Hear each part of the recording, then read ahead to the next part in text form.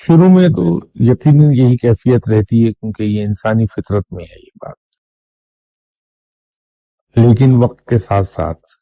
جب آپ اس پہ عمل کرتے رہتے ہیں تو جہاں دل کے اندر یہ خیال آیا کہ ٹھیک ہے میں نے اسے معاف کر دیا، لیکن اس نے تو مجھے گالی دی تھی، تو فوراً اپنے آپ کو انسان سمجھاتا ہے کہ نہیں، جب میں نے اسے معاف کر دیا تو اسے یاد رکھنے کا کیا کام ہے. یہ چیز تو یاد بھی رہنی نہیں چاہیے،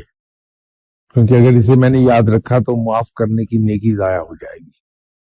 تو جب انسان اپنے آپ کو یوں بار بار سمجھانے لگتا ہے تو وقت گزرنے کے ساتھ ساتھ